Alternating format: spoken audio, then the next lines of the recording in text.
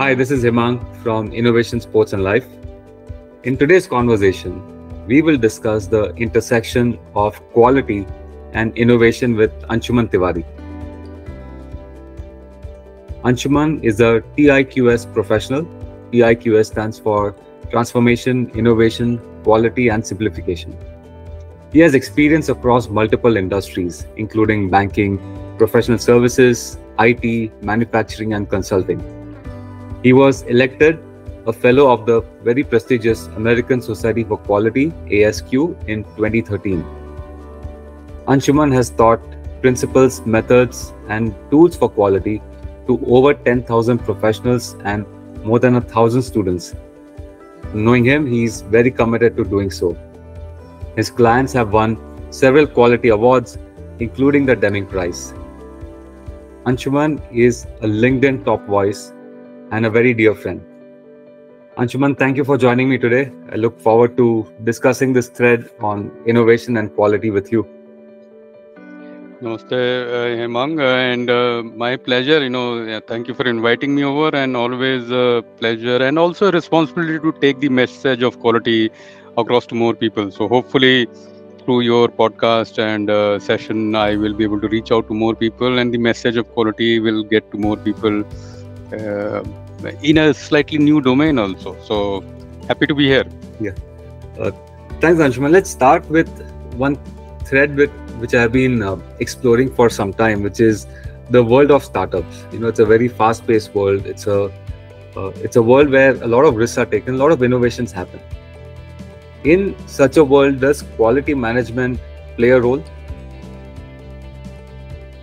Also, I think this is a binary question, but deserves a longer answer. The short answer is absolutely yes. The way the quality or the subject of quality has evolved and was actually conceived, right? So it makes sense in everything we do, including washing your clothes to making a cup of coffee to landing man on Mars, everything. So this misnomer that or the misplaced understanding that it is only for established large organizations is probably there because very limited minds are applied to its expansion, and that leads to this.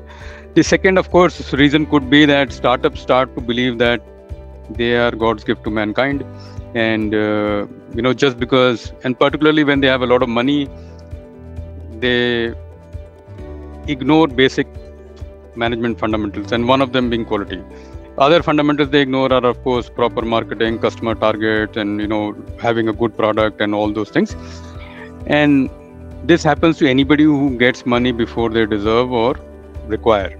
So even in personal life, so many examples when people get money before they deserve or require, they go bonkers. So same happens to startups, right? So, but a sensible startup, let me put it this way: somebody who's wanting to or keen to play the long game has a good product or a service, is already using quality principles, right? So what are quality principles? You would say that, okay, understand customer requirements, build your product and service accordingly, have clear plans to do what you want to do, comply to those plans, and frequently improve your processes, right? Yeah. In general, that is quality management. You can, of course, there will be aspects of this that you can detail out. Now, which company, whether it is a food delivery or a cab service or any other service, can say that they don't need processes, right? It is very, very expensive to have no processes or having chaos all day round, because to handle that chaos, you will need 10 times more staff, 10 times more money, of course. Particularly in most of the startup world, people cost is a very high cost. So most startups, of course, some are able to leverage technology very well, but most startups will have a lot of people cost. So you will need many more people. And in slightly e-commerce kind of startups, the cost of returns, the cost of exchanges, this exceeds the cost of delivery and fulfillment. If per unit cost, right? So that will exceed. So that is actually poor quality. You delivered a wrong product or an inadequate product or a unsuitable product, and it is to be returned now. So to pick it up will cost more than to deliver, because you will have to send somebody or make sure that in some other trip it is organized and so on. So slightly long answer. The short answer is yes. Long answer is that I don't know of any organization, including Landing Man on Mars, which can say that we don't need quality or we can do without it. Try it for a day and you will know it is too expensive to ignore quality. So when I first stumbled across quality management, it was through a very circuitous route, because I was coming from a world of R&D where we were doing multiple experiments on the fly. I never bothered about, let's say, quality management per se. But when we got to a point where we had to get some parameter under a control, where we were going for repeatability measurements and repeatability tests. So that's when someone introduced to me to the world of Six Sigma methodology. And that's how I discovered quality management. Until then, my misconception was quality management is like a certification process, that for companies or organizations to survive, they need this ISO 9001 stamp on it. And that's the end of it. But what you're saying is that quality applies to many more things, not just one particular factor or one particular section of an organization. So maybe let's take a step back, and if you can demystify, where all should one implement quality management, like in an organization? Sure, Umang. So, since you said take a step back, I'll take another step back and say, okay, what in general is quality management, right? So the most popular two models in quality management are the PDCA and the Juran trilogy, right? So I'll quickly explain both so that your audience has some background and context to what we are talking about. And I'll try and keep it non-technical so that it doesn't become a lecture and a class. So PDCA is plan, do, check, act. In everything that we do, we need to plan what we will do. We need to then actually do what we will do, and check against what? Compare the plan versus the execution. Is there a gap? If there is a gap, take action on the gap, right? This you can do in anything that you want to do, right? So suppose you are running or you've enrolled for a half marathon or something. You will plan your week or a month. You will then perform those monthly activities as per plan. At the end of the month, you will realize that, when you do the review, you will realize that, you were not as consistent as you thought. You actually missed a few classes, or you didn't complete some workouts and so on. So next month or next week, whatever is your cycle that you are following, you will attempt to make sure that you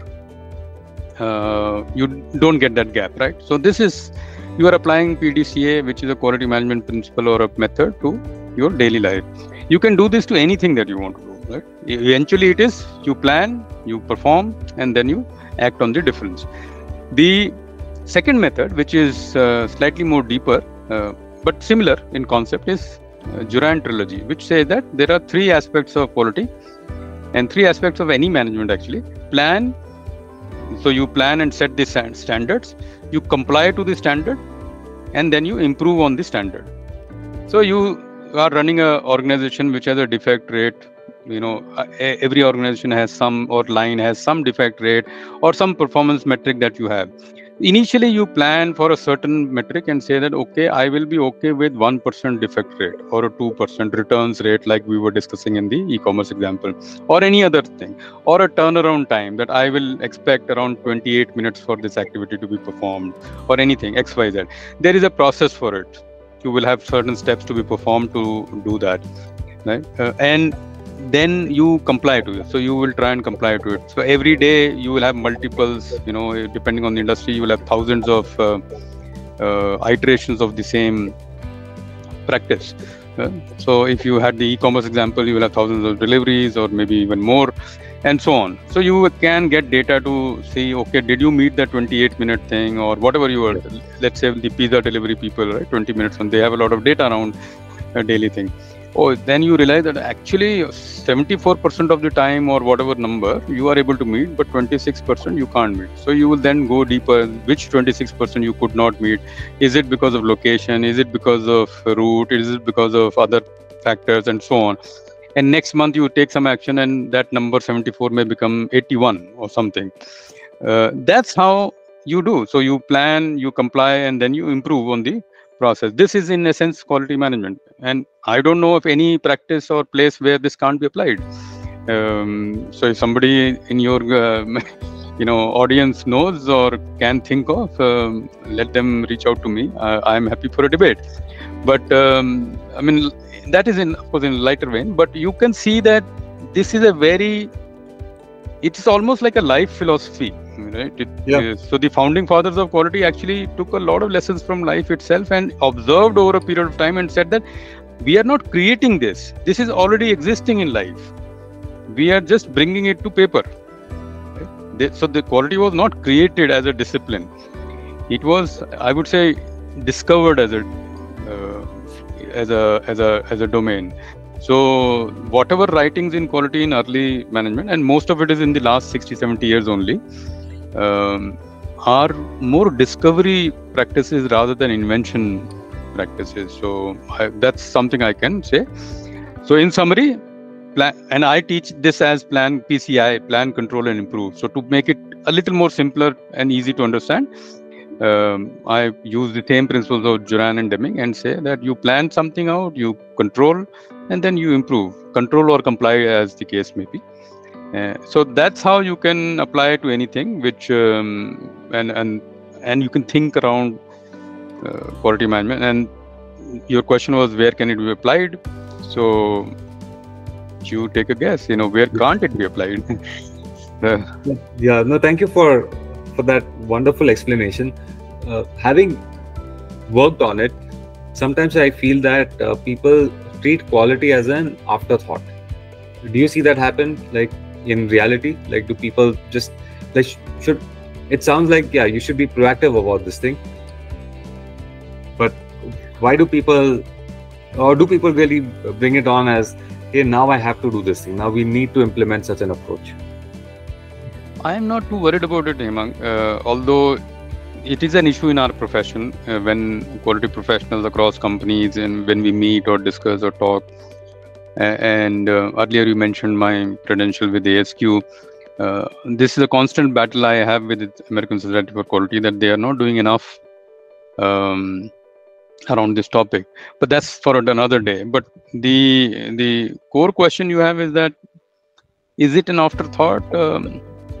It may be in some cases, or maybe in many cases. But my endeavor in life as a humble servant of the subject is that wherever I am available, wherever I have an impact, wherever I have an influence, I will not let that happen. So my life's mission will become that I will try and amplify the voice of quality. Even if I am the last person on earth, I will continue to do that. And of course, that is not the case. It is an exaggeration. There are many, many people who do this.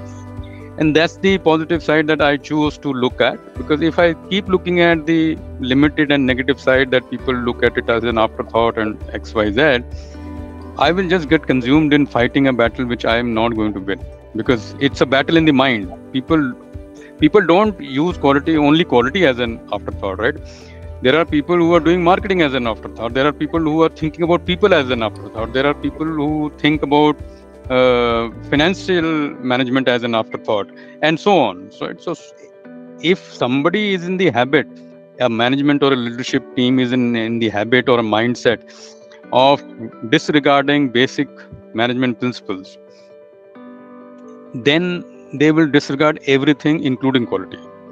And I don't believe quality has some higher rights over marketing or people or finance.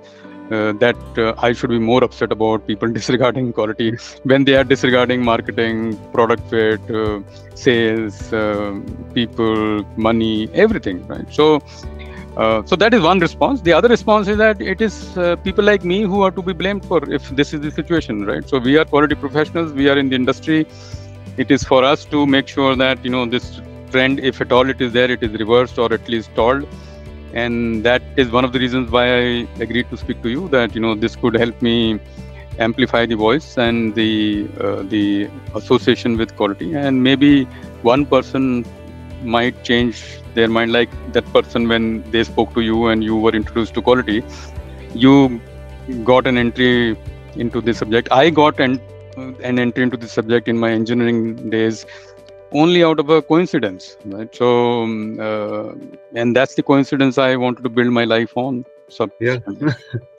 I think we need to, the subject is so fascinating that I think we need to be more proactive. We need to bring this in at foundational stages, like, at the college level. So people think that, there's so many aspects to quality management which I've appreciated over time, which is, one is the life principles, because you could correlate those, as you said earlier, with life.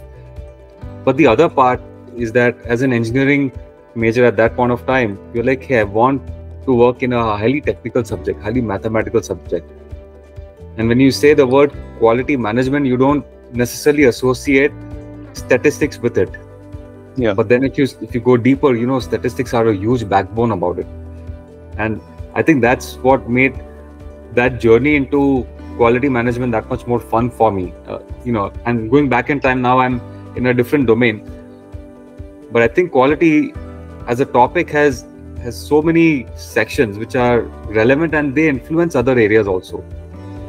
Absolutely, and it is, I use a word called inter-influence actually. So, which may not be an English word, but you can understand what I mean is that any subject that you study for long enough and understand deeply, you realize that the subject does not survive or thrive alone. There is a lot of interdependence with other subjects. And that is a sign of maturity that you are now growing into that subject, that you can understand that quality and marketing, quality and HR, quality and finance, and several other subjects are interdependent. And mature organizations and mature professionals also understand this, and they are able to use this interconnectedness and interdependence. It is a very low level of maturity when we see quality as a department or as a function and leave everything to them. So that is a starting point. Of course, everybody has to start, but that's a very starting point. And like I said earlier, I am not too fussed or too worried about this, because it's okay. If everybody understood it the same way, then we need a higher level of understanding to break through, right? So and which is true for everything, right? So any subject you pick up, there will be that 1% people who will, or 1% organizations who will get it, and the rest won't. And the 1% are able to stand out and differentiate themselves because the 99% didn't get it. So no need to be too fast. Of course, everybody wants their profession to get more limelight and more highlight, and we also want that. We continuously try and make sure that quality remains popular and a choice of good candidates can come to quality, because eventually people will make the subject, right? So if good people come to it, it's like politics. If good people go into politics, politics will be better. If good people go into any area, they will make it better. So that's the only battle I want to fight, that can we get good people to join quality, and they will make it better, right? True. So on the thread of making things better, one area where I am deeply involved in is innovation, where we are trying to make remarkable improvements over things, right? Over products, it could be services. Now, innovation generally starts from a place of chaos, where you want to disrupt things, you want to challenge the status quo. So to me, from a cycle perspective or a life cycle perspective, innovation is, let's say, at the origin of a new product or a service life cycle that you might take. And I often tend to think of where quality plays a big role, at least in pushing the product out, is probably towards the end, where you won't push a product out until certain standards are met. Now, in this entire process, where do you think innovation and quality management intersect, or do they intersect? Oh, they very much do. And I have a slight, maybe I won't say difference of opinion, but slightly different slant to this, that I don't subscribe to this, innovation is fancier than everything else kind of view. Not to say that you were suggesting that, but most people have this view that, because we mostly hear the story of 3M's Post-it, and you talk of innovation, people will give you, think out of the box, and only those 2-3 examples will be always thrown. Any training program, any conversation, any conference, any seminar you go to. When you start peeling the onion, innovation is not really only about product innovation or new product introduction or it's not only about chaos. It can be about, or not only about thinking out of the box. This phrase is used a lot, right? So most of the innovation actually happens within the box, because you have limitations. You don't have budget, you don't have people, you still have to innovate, you still have to find a new way. So most innovation on a day-to-day, week-to-week, month-to-month basis in organizations or around the world happens within the box. The box being the limited box of money, people, resources, and everything, right? So that is one way to. So the out of the box, of course, term was used more to say that, okay, think differently. Right. But it has been carried way too far that everybody who has no clue about what the box is, what is being inside the box, outside the box, starts using the term. Yep. So we must always examine a little bit of what phrase we are using. So I have a little bit of issue with that out of the box phrase, because innovation can be in every place. That is one. Two, a lot of innovation is actually extension of improvement. Breakthrough improvement is innovation. So you are breaking through known limitations, you are breaking through known patterns, you are breaking through known performance standards, and your innovation, which is a dramatic change in your product or service delivery, is innovation. Right? So some years ago, ordering a book over the internet and receiving it in a courier was innovation. Right? Today it is not. Today, if a drone will deliver it, it will be some level of innovation. Maybe even that will not be innovation in some years' time. So might it be is also might be incremental, right? So today, okay, this service already exists. You are only changing the vehicle. Right? So, for example, when I am asked, what are the biggest technical innovations in the last 25 years or so, I always single out Google Maps as a huge innovation, because that is industry defining, right? Of course, you can always argue that there were other map features like Nokia earlier and Apple, and in India Map My India and other things, and now Navik with ISRO's thing. But Google Maps gave birth to two industries, which is, one is food delivery or delivery, all kinds of delivery. The second is cab and all kinds of service. I don't know of any other technological innovation which has given birth to two new industries. So that, of course, innovation comes once in a while. But on a day-to-day basis, innovation is extremely, I would say, interconnected with quality and improvement. When I spoke about the Juran quality method, I did speak about you plan, set the standard, you comply, and then you comply or control, and then you improve. That improve part is nothing but you improve the standard of performance. So in some cases, when you improve the standard of performance significantly, you tend to use the word innovation. Right? That standard of performance will not improve on its own. There will be some change you will do to the product, to service delivery, to cost, to people, to something. Something will change significantly, and that is innovation. So in my view, to summarize my response to you, in my view, it is actually counterproductive to see innovation and quality differently. If we see it as an extension, it is far more easier, because most of the time your innovation will be nothing but breakthrough improvement.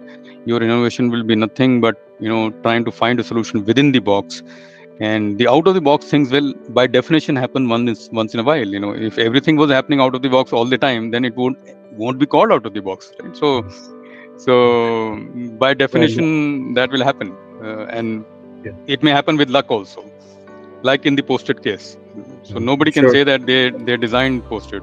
So, and that's the most commonly cited example, which I feel is highly unsuitable, because where was the process in it? There was no process for innovation in it. It was just an accident.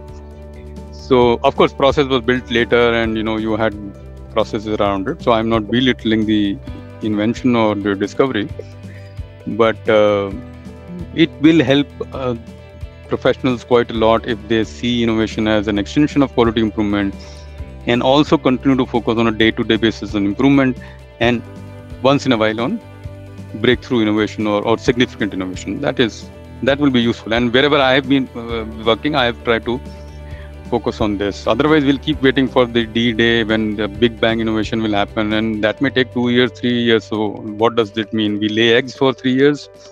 So those kind of things. Yeah. No, very well explained, Anshuman. And one of the innovation principles I practice and I teach others is design thinking. And design thinking has various stages, but the one that I like to teach has 5 stages. And if I overlap that with either PDCA or the plan, comply, and improve, I think there's a nice intersection between the two. It's just that the terms in the innovation framework are called a bit differently, and they may be explicit because those are let's say empathy. Empathy is something which you may not necessarily call as, hey, you plan for empathy, but empathy just means an observation phase. It has an intersection with the planning aspect. Then you try to look at define. You have to define a problem you want to attack. And if you plan to act on something without defining it, then it's not a good problem that you've identified.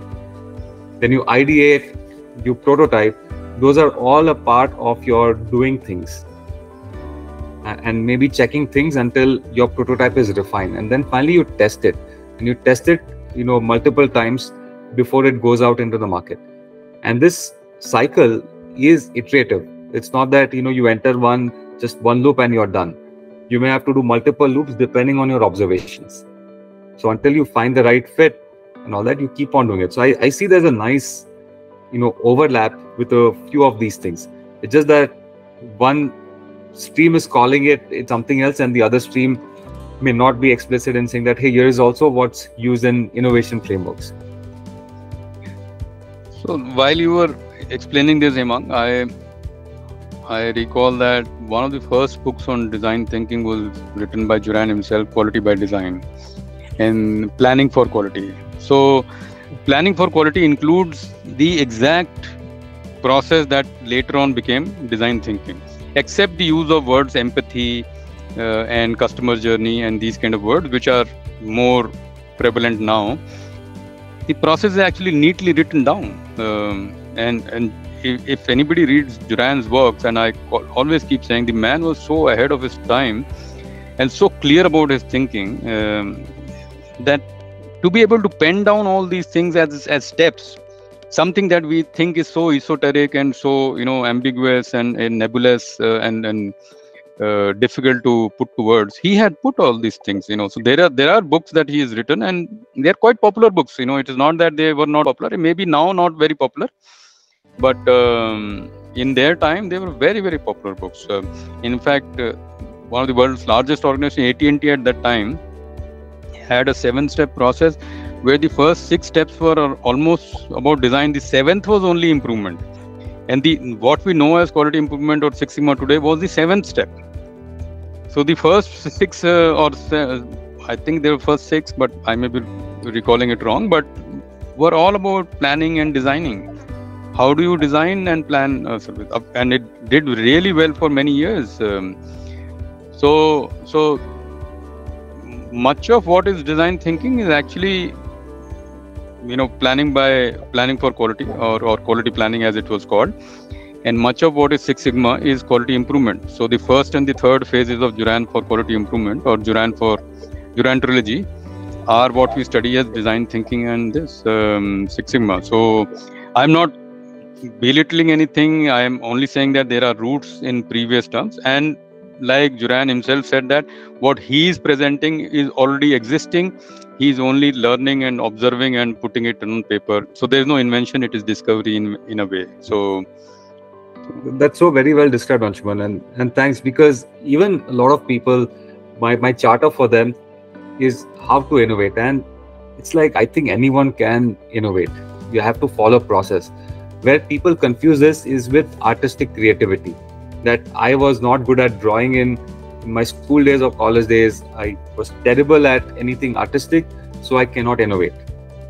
I'm like, fine, you cannot be an artist, if you have that mind, and I fall in the same bucket as them. But that doesn't mean you cannot come up with improvements, because, and if you think that you have those limitations, just try this process, because once you break it down to a process, results will follow. Absolutely. I think you really said it well, because the association with artistic expression is a little too unnecessary, and most of innovation does not need that. Of course, you need a slightly more accepting mind and slightly more open mind to various streams, and the ability to have intersections of various concepts. So, for example, this video thing that we are speaking about, where is the birth of all this, right? So the ability to, or the intersection of technology and the need to talk at some point must have given somebody an idea that, okay, let us try this. And while TV was existing, it wasn't live. So then you said, okay, what is the next step? Oh, can two people talk, and so on. So somebody did take a lesson or an insight from one field and married it or used it in another field, and that intersection leads to innovation of all kinds. There is no innovation which is from that field only. There is always that intersection, and that is why most of the even Nobel Prize winners or even top scientists, you will see, you will always find them experts in 2 or 3 fields. Always find them, right? So because including Nobel Prize in economics, the last one, India's Abhijit Banerjee, he's a fantastic cook, and most of his books and articles, if you read, he draws parallels from his cooking classes. Now, one can argue that it is only a passion or a hobby, but it is elevating his thinking process. He is able to draw intersections. And all science also, you will be able to draw intersections. Otherwise, everything exists. So that intersection is extremely, extremely important. So I'm glad that you are also teaching and sharing these concepts, because otherwise there is no innovation. If you can't get anything. True. No, thanks, Anshuman. Now I want to take a different thread, from our conversation, which is, sure. Whenever I work with people who work in the area of quality and process improvement in general, the people who adopt that, I don't want to use the word happy. I mean, they are happy, but I think they're very sorted individuals. So how much of this part you carry, back to your home? Like, do you think it applies to every other area of your life, or you're like, I'll have chaos in one part and then, this methodical approach in some others? This is a tough one, but I don't give it any particular thought, but you are right that if you have spent some years in quality profession or any profession that needs you to be a little more organized, you will carry it in other parts of your life, right? So, and if you can't, then you are trying to live a very complex life, which will eventually fall apart. So at least simple minds, I always say that, most criminals have very elevated minds, because they are able to live multiple personalities in the same mind. And there is, if you get into criminal, history and that kind of thing, there are people who are known to have lived 10 to 12 lives in the same mind. So we are not those people, right? So we are simple people. We can barely do well in one field. So why make it complicated in another part, right? So yes, you are in general right that most people I also know in quality are quite quote unquote a little philosophical about most things.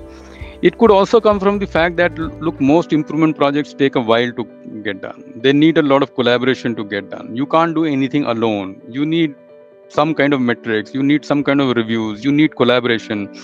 Anything in quality, you need collaboration. So including certifications and everything. So you from a very early time in your life, it's an enabling function. You tend to understand the value of working with others, and you have what I call quality is a profession where you have influence without authority. So there is no authority that you have or you can have, but you have to find influence. So you learn some of these skills of influence without authority, planning, organizing, being an enabler. In the cricket parlance, since you are into sports as well, it is like the non-striker's role in cricket. So the guy will keep running, but no run gets registered against his or her name, right? So that's a profession that we have chosen. So life is like that. But I mean, obviously, it brings some peace to life, which could be a disadvantage also. Who knows, right? So the only issue I have with quality professionals is that we are not ambitious enough. So maybe that lack of ambition comes because we are a little too sorted. So if we were not, we might have been more ambitious. Who knows? Or maybe you treat that spike of ambition as a variance, and then you're like, "Achha, is this an observation I need to act on?" Or there might be some special cost to it, so let's forget and move on or something. Yeah. So there are, we could live a peaceful life, but then we could have tempered ambition as well. So true. Anshuman, if one is curious about, let's say, starting or getting more involved in quality management, implementing at their work, what are some books you recommend? Oh, tons of books, but I think the easiest one to read even today after some 40 years is Quality is Free by Phil Crosby. That is very easy to read. It is almost like a story so Phil Crosby, after Deming and Juran, was the most popular quality consultant, right? So that is one amazing book. It's an easy read, so I always say that you can start. The other is my mentor Suresh Lula's Quality Fables, which is written in India. So his life as a quality consultant, he has identified some fables which are essentially grounded in actual stories, but the lessons and all have been, kind of taken out of them. So short stories available in 4 volumes on Amazon, Quality Fables. That very small, easy to read, almost like a bedside read. Dense, but easy to read. So that would be there definitely. And then, of course, if somebody wants to understand a little bit of history, like I must have mentioned Juran's name several times. So his book, The Architect of Quality, is the story of the quality profession in many ways. And but please keep a box of tissues next to you because you'll cry. His early life was very, very difficult, and he actually calls his life the immigrant's gift. So he's an immigrant from Romania, escaped Nazi oppression of that time, and found life in the US. And he said, my life is an immigrant's gift in the later part of his life. And his book, Quality Planning and Analysis, available in India under Tata McGraw-Hill, is the quality textbook. Whenever I have taught quality to an MBA or engineering class, I've always used QPA, which is Quality Planning and Analysis, even today. So some years ago, I did teach a semester at MBA class, and that's the book I use. So I think these few will be top of the mind. Slightly different book will be The Goal by Eliyahu Goldratt, Great one. Which some purists may say it's not a quality book, but that's okay. I mean, a book is a good book is a good book. So yeah, so yeah. So some of these are top of the mind, but I can't show you. I am sitting within books, right? So right side, left side, up and down, everything. So but that's probably another podcast show. So yeah. No, it'll be great to do a book review with you. I know you do one every Monday. Without fail, and not a surprise at all that you will have not a wall but maybe rooms of books if your family would allow it. Yeah, they do. So it's again probably I grew up within books. So my father has always and still always had books around him, and whenever I used to visit my grandfather, I saw. We didn't have much means at that time, like many other families, but there were always books around him. So, when you grow up amongst books, it is nothing new. So for some other people, it might be a fancy thing, but for me, this is what it is. I may not buy anything else, but I will buy books, and I'll gift a lot of books also. So that's also quite common. So Anshuman, where can the people who tune into the show, I mean, I'm sure they'll have plenty of takeaways. Where can they read more about your work? I think the easiest, Hemang, these days is LinkedIn, because I'm quite active like you are on LinkedIn, and being part of the creator program has helped us amplify that voice. So I would suggest people follow me on LinkedIn if they did like what I say. And if they still have more love left to share, then I do have a YouTube channel and a podcast on Spotify, which it goes by the name Manage Better. But either way, you can search my name or Manage Better. You should get to the place.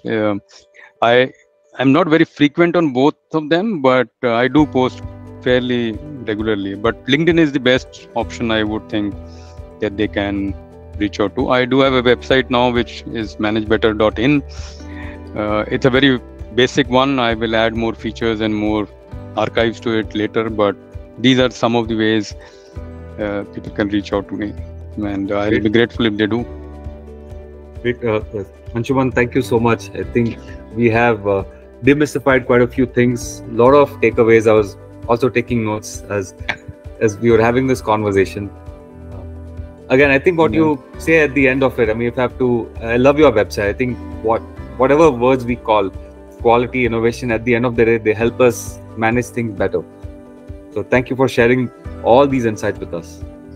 My pleasure, Imang, and I hope this session, like I said earlier, amplifies the voice of quality, and eventually it is a mindset. If we want to think in a quality way, we can plan better, we can do things better, we can improve our processes.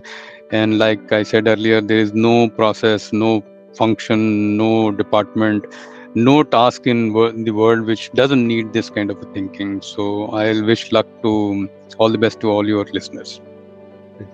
Thank you, Anshuman. Thanks a lot.